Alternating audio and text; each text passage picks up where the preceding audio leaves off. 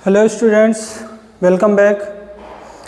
Students, last class में हमने romantic as के फीचर्स के बारे में बात किया था और साथ ही साथ बताया था रोमांटिक एज की शुरुआत कैसे हुई थी।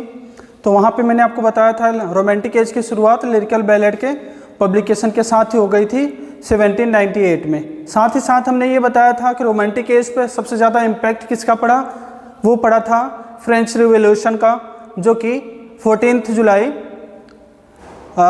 1789 में हुआ था। किसके खिलाफ? लुई 16वें के खिलाफ हुआ था।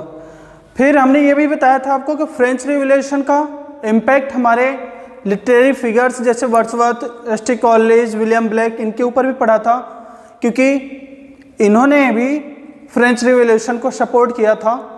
और आज के लेक्चर में हम फ्रेंच रिवॉल्यूशन का इम्पैक्ट अपने लिटरेचर पर देखेंगे। साथ ही साथ हम ये भी जानेंगे कि रोमांटिक एज में हमारा लिटरेचर किस कंडीशन में था। तो चलिए स्टार्ट करते हैं। रोमांटिक एज के पार्ट सेकंड में सबसे पहले हम लिटरेरी बैकग्राउंड की बात करें बच्चों, तो इस टाइम में जो लिटरेचर था ना, the romantic literature is considered as the literature of imagination, emotion, feelings, freedom and expression. मतलब इस टाइम के जो लिटरेचर लिखे जाते थे या जो लिटरेरी वर्क्स होते थे, उनमें हमें सबसे ज़्यादा किस चीज़ की अधिकता देखने को मिलती थी या क्या चीज़ देखने को मिलता था। तो उसके वर्क में या इस टाइम के वर्क में हमें इमेजिनेशन, इमोशन, फीलिंग्स, फ्रीडम और एक्सप्रेशन, ये सारी क्वालिटीज़ देखने को मिलती हैं इस टाइम के राइटिंग में। साथ ही साथ writer and poets of the age were shocked with the revolution. इस टाइम में जो राइटर्स थे, जो पोएट्स थे, वो पूरी तरह से शॉक्ड हो गए थे या पूरी तरह से टेंशन में आ गए थे। किससे? रिवॉल्यूशन, उस फ्रेंच रिवॉल्यूशन से या फ्रांस की क्रांति से। और वो चाहते थे कि समाज में थोड़ी सी शांति कायम हो, इसलिए they wanted some peace for society. वो सोसाइटी के लिए कुछ पीस चाहते थे, इसलिए उन्होंने अपनी राइटिंग स्टार्ट की और अपनी राइटिंग में समाज की रियलिटी को न दिखा करके वो इमेजिनेशन पे फोकस किए। एक सपनों का संसार बनाया, ड्रीम लैंड बनाया, ड्रीम वर्ल्ड में अपने सोसाइटी को, लोगों को दिखाने की कोशिश किया, सोसाइटी के लोगों को ड्रीम वर्ल्ड में ले जाने की कोशिश किया, जिससे लोगों का माइंड थोड़ा सा डाइवर्ट हो सके इस मूवमेंट की साइड से या रिवॉल्यूशन के साइड से दूसरे साइड में, जिधर उनको थोड़ी सी शांति फील हो सके। आगे बात करें, सो दे मूव टुवर्ड्स नेचर। मतलब जब वो परेशान थे किससे? रिवॉल्यूशन से, तो वो किधर मुड़ जाते हैं? नेचर की तरफ मुड़ जाते हैं एंड इट्स एलिमेंट। नेचर और इसके एलिमेंट्स की बात करते हैं अपनी राइटिंग में। They preferred the beauties of nature rather than the ugliness of industrial world. तो वो अपनी राइटिंग में किसको प्रिफर करते हैं? ब्यूटीज ऑफ नेचर, नेचर की सुंदरता के बारे में बात करते हैं। किसकी बजाय? Ugliness of industrial world. मतलब दे डिस्कार्डेड या they rejected the thought of industrial world. जो औद्योगिक संसार था, औद्योगिक समाज था, दे डिस्कार्डेड देम फुल्ली। वो पूरी तरह से उनको रिजेक्ट कर देते, कंप्लीटली रिजेक्ट कर देते हैं। और they diverted their mind to beauties of nature. उन्होंने अपने माइंड को किधर डाइवर्ट कर दिया? Beauties of nature. अब बच्चों, ये तो इन लिटरेरी फिगर्स के बारे में हमने बात किया, लिटरेरी बैकग्राउंड के बारे में बात किया कि उस टाइम का लिटरेचर जो है किन किन चीज़ों से ज़्यादा जाना जाता था। तो imagination, emotion, feelings, freedom, expression. और ये भी हमने पढ़ा कि उस टाइम के जो राइटर्स थे, जो पोएट्स थे या जो आर्टिस्ट थे उस टाइम के, वो सब जो है रिवॉल्यूशन से परेशान हो चुके थे और वो सोसाइटी को थोड़ा सा पीस देना चाहते थे। इसलिए उन्होंने अपने आप को डाइवर्ट कर दिया किधर की तरफ? ब्यूटीज ऑफ नेचर, नेचर की सुंदरता की तरफ। और किधर से हटा करके? They departed from the industrial world. वो औद्योगिक संसार या औद्योगिक समाज की तरफ से अपने आप को डिपार्ट करके अपने आप को डाइवर्ट कर देते हैं ब्यूटीज ऑफ नेचर वाले वर्ल्ड में। अब कुछ फीचर्स देखें बच्चों, कुछ फीचर्स की बात करें हम। रोमांटिक एज के जो लिटरेरी फीचर्स थे या जो हमें उस टाइम के लिटरेचर में जो क्वालिटीज़ देखने को मिलती थी, उनके बारे में बात करें तो देखो, अभी हम ऊपर बात कर रहे थे कि इमेजिनेशन, इमोशन, फीलिंग्स की बात कर रहे थे। तो रोमांटिक एज के लिटरेचर में जो फर्स्ट क्वालिटी सबसे ज़्यादा देखने को मिलती थी वो दिखती थी इमेजिनेशन। इमेजिनेशन मतलब कल्पना, ड्रीम लैंड या ड्रीम वर्ल्ड। ऐसी बात करें जो रियलिटी में नहीं हो, तो रोमांटिक्स आर हाईली इमेजिनेटिव। जो रोमांटिक्स राइटर्स होते थे या जो आर्टिस्ट होते थे वो पूरी तरह से कैसे थे, इमेजिनेटिव, कल्पना के संसार में खोए रहते थे। They do not think that writer should be realistic and factful. उनके according the writer should not be realistic and factful. जो राइटर है, जो आर्टिस्ट है, उसको रियलिस्टिक नहीं होना चाहिए, मतलब जो रियल वर्ल्ड में दिखाई दे रहा है रियलिटी को नहीं शो करना चाहिए, उसको फैक्ट्स नहीं दिखाने चाहिए अपने वर्क्स में। तो वो लोग कैसे थे, इमेजिनेटिव थे, वो इमेजिनेशन दिखाते थे अपने वर्क्स में। तो रोमांटिक्स इमेजिनेटिव थे और वो संसार की रियलिटी को या वर्ल्ड की रियलिटी से दूर जा करके एक ड्रीम वर्ल्ड या एक ड्रीम लैंड क्रिएट करते थे। दूसरी जो क्वालिटी थी वहाँ के लिटरेचर में वो थी नेचर। नेचर, तो romantics are great lover of nature. जो रोमांटिक्स होते थे ना, या जो रोमांटिक राइटर या आर्टिस्ट होते थे, वो ग्रेट लवर थे किसके, नेचर के।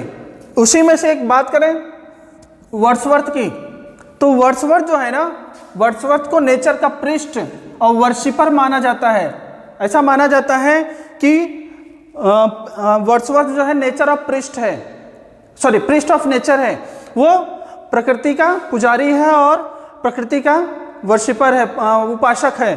तो इस टाइम में जो हमारे लिटरेरी फिगर्स थे या जो लिटरेरी पर्सन्स थे वो ग्रेट लवर थे नेचर का। वो अपनी राइटिंग में नेचर को ज़्यादा वैल्यू देते थे। तो उसी में से एक वर्ड्सवर्थ था जिसको प्रिस्ट ऑफ नेचर या वर्शिपर ऑफ नेचर के रूप में भी जाना जाता था। जबकि जिसमें कीट्स था, जो एक दूसरा रोमांटिक पोएट ही है, कीट्स था, वो very sensuous in his treatment of to nature. मतलब ये तो प्रकृति की पूजा करता था और ये कीट्स ये नेचर के लिए कैसा था, सेंसुअस, मतलब अपने इंद्रियों से नेचर को दर्शाता था। इसकी एक पोएम है और टू ऑटम आपके कोर्स में है, जब हम उसको पढ़ेंगे तो हम देखेंगे कि उसकी पोएम्स में कैसे हमारी इंद्रियां, 5 जो सेंसेस हैं वो कैसे इंक्लूड होती हैं। तो ये अपने ट्रीटमेंट में या अपने वर्क्स में नेचर को सेंसेस के थ्रू दर्शाता है। कौन, कीट्स। तो नेचर क्वालिटी वाली भी थी, मतलब उनके जो लिटरेचर थे या उनके जो वर्क्स थे उसमें एक क्वालिटी किसकी थी, नेचर की भी थी। ठीक है। थर्ड जो क्वालिटी है वो है सुपर नेचुरलिज्म।